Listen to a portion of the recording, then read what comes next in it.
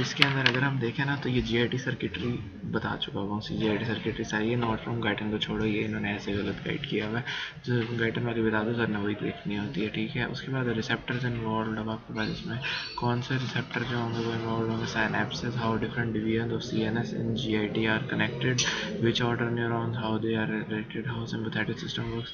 तो जो सारा का सारा ना सिंपैथेटिक वाला हो, तो सिंपैथेटिक से स्टार्ट करते हैं। सिंपैथेटिक का मैं पहले बता चुका हूँ, वो सारा थोरैकोलम्बर आउटफ्लो जो था वो सारा का सारा उसी में सिंपैथेटिक सिस्टम इसको ब्रेक करता है, आके स्फिंक्टर्स वगैरह को कॉन्ट्रैक्ट कर देता है, टोन वगैरह को कम कर देता है, पेरिस्टाल्सिस कम कर देता है, डिस्क्रीशंस कम कर देता है। दूसरा उन्होंने पूछा है कि अब इसमें रिसेप्टर्स कौन से इन्वॉल्व होंगे GIT की सर्किटरी में। तो रिसेप्टर अभी मैंने ना वो जो होता है ना आपके पास सिंपैथेटिक के हिसाब से अगर मैं बताऊं तो आपके पास अल्फा 2 रिसेप्टर जो होता है ना वो आपके पास GIT के अंदर इन्वॉल्व होता है, ठीक है। वो आपके पास GIT के अंदर अल्फा 2 रिसेप्टर होगा, वो साथ में कनेक्टेड होगा आपके G इनहिबिटरी प्रोटीन के साथ। G इनहिबिटरी प्रोटीन आगे फिर आपके पास क्या करेगा, CAMP के लेवल को कम कर देगा। CAMP कम हो जाएगा तो आपके पास आगे से वो ना सारी की सारी ना वो जो मोटिलिटी वगैरह होती है GIT की उसको कम कर देगा, ठीक है। दूसरा उसके अंदर उसने कहा साइनेप्सिस कौन कौन से होंगे, तो साइनेप्सिस एक तो ये एंटेरिक नर्वस सिस्टम जो है ना उसके अंदर जो दो प्लेक्सस हैं, एक तो अब ये जो पैरासिम्पैथेटिक नर्वस ये है ना सिम्पैथेटिक वाले, ये आके उनके ऊपर साइनेप्स करेंगे, ठीक है। तो अब देखा ना डिफरेंट डिवीजन ऑफ CNS के अंदर क्या आ जाएंगी डिवीजन आपके पास, एक तो वही आपके पास ऑटोनॉमिक नर्वस सिस्टम वाली, एक वो एंटेरिक नर्वस सिस्टम वाली, और तीसरा जो कि सेंसरी सिस्टम होता है, ठीक है। सेंसरी सिस्टम क्या होता है कि आपके पास जो ऑर्गन्स हैं उनसे सेंसरी सिस्टम जो है उस सेंसेस को लेकर जाना है स्पाइनल कॉर्ड तक, ठीक है। तो वो ऑर्गन से सेंसरी सिस्टम तक जो लेकर जाती है ना, तो वो आपके पास ना सिंपैथेटिक नर्व्स के थ्रू भी लेकर जाती हैं, और इसके अलावा ये जो आपका प्री वर्टिब्रल गैंग्लियाज नहीं होते हैं इनके थ्रू भी वो लेकर जा रही होती हैं। तो ये सारी की सारी सेंसरी नर्व्स जो है इनके थ्रू जा रही होती हैं। और साथ साथ ये तो सिंपैथेटिक वाली मैं बता रहा हूँ ना, और पैरासिम्पैथेटिक की जो है वो आपका वेगस नर्व के थ्रू ना सेंसरी इनर्वेशन आ रही है। तो इस तरह आपने देखा कि सेंसरी के डिवीजन जो है वो किस तरह आपके पास ऑटोनॉमिक डिवीजन के साथ जुड़ी हुई है। फिर आपको पता है कि आपका मेन तो एंटेरिक नर्वस सिस्टम ही होता है ना, उसके अंदर जो मायोएंटेरिक प्लेक्सस और ना वो जो है सबम्यूकोटल प्लेक्सस। तो ये जो पैरासिम्पैथेटिक और सिंपैथेटिक है ना, ये जाते हैं और जाके उनके ऊपर ना वो उनको स्टिमुलेट करते हैं या उनको इनहिबिट करते होते हैं। फिर आगे वो अपने न्यूरोट्रांसमीटर्स और ना रिलीज करते हैं, जिस तरह वो VIP हो गया, GIP हो गया, और ना नाइट्रिक ऑक्साइड हो गया अगर वेजोडाइलेशन करनी है, इस तरह के सब्सटेंसेस, सब्सटेंस P हो गया, ये सब भी रिलीज करते होते हैं, ठीक है। तो यूँ सारा का सारा बस यूँ हो जाता है, हाउ दे आर रिलेटेड, ये सारी चीज़ें हो गई हैं।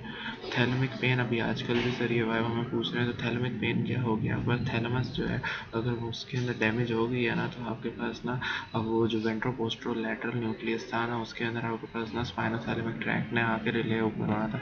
जब वहाँ पे वो कट जाएगा ना तो उसकी जो नर्व एंडिंग होगी ना वो स्टिमुलेट होने लग जाएंगी और वो इरिटेट होने लग जाएंगी, ठीक है। वो क्योंकि वहाँ पे तो वो जब वो बहुत ज़्यादा इरिटेट होंगी तो वो बहुत ज़्यादा पेन करेंगी, तो उस सारी जगह पे ऐसा होता है कि एक तरफ का थैलेमस जो है उसका अगर वो डैमेज हो गया ना, तो दूसरी साइड जो कॉन्ट्रालैटरल साइड है ना पूरी बॉडी में ना पेन स्टार्ट हो जाता है इसमें।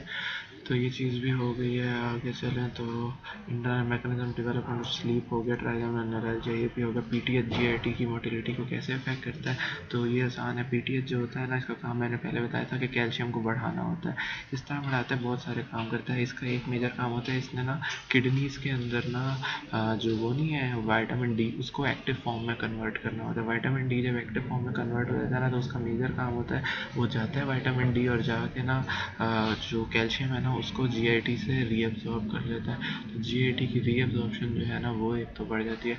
अब उसका GIT की रीअब्जॉर्प्शन बढ़ गई है उससे, तो यानी अब आपके पास अब इसका GIT मोटिलिटी पे यूँ इफेक्ट होगा। आपको पता है PTH जो है ये आपके पास CAMP पाथवे के थ्रू भी काम करता है और IP3 मैकेनिज्म के थ्रू भी काम करता है। CAMP पाथवे जो है तो आप देखें तो CAMP जो होगा वो ज़्यादा होगा, CAMP ज़्यादा होगा तो वो जाके फॉस्फोराइलेट कर देगा किसको, सोडियम चैनल्स को। सोडियम चैनल्स जो है वो जब फॉस्फोराइलेट होंगे तो ऑब्वियसली डीपोलराइजेशन ज़्यादा हो जाएगी, डीपोलराइजेशन ज़्यादा होगी तो मोटिलिटी GIT की बढ़ जाएगी। दूसरी तरफ अगर हम देखें तो आपके पास ना अगर IP3 के थ्रू ये काम करेगा तो कैल्शियम अंदर ज़्यादा आएगा, तो जो स्मूथ स्मूथ मसल्स हैं उनकी कॉन्ट्रैक्शन ज़्यादा होगी, स्मूथ मसल्स की कॉन्ट्रैक्शन ज़्यादा होगी तो जीआईटी की मोटिलिटी ज़्यादा होगी, सिंपल। अच्छा ये आगे पेस मेकर पोटेंशियल मैकेनिज्म। तो पेस मेकर आपको पता है कि हर जगह का पेस मेकर होता है आपके पास। हार्ट का भी होता है, 3 जगह का होता है, हार्ट का होता है, रेस्पिरेटरी सिस्टम का होता है और जीआईटी का होता है। हार्ट का आपको पता है ऐसे नोड होता है, इसके अलावा आपके पास ना यहाँ पे जो जीआईटी का होता है ना वो आपके पास होता है इंटरस्टिशियल सेल्स ऑफ काजाल, ठीक है। ये इंटरस्टिशियल सेल्स ऑफ काजाल जो होते हैं ना ये आपके पास जीआईटी के पेस मेकर होते हैं। ये आपके पास वही स्लो वेव्स जनरेट करते रहते हैं और वही आपके पास फिर आपको आगे स्पाइक पोटेंशियल्स वाला सारा होता है। रीडिंग से लेकर स्पीच तक का पाथवे हो गया। एपिलेप्सी में सीजर्स की वजह भी बता चुका हूँ। Mechanism of anterograde and retrograde amnesia.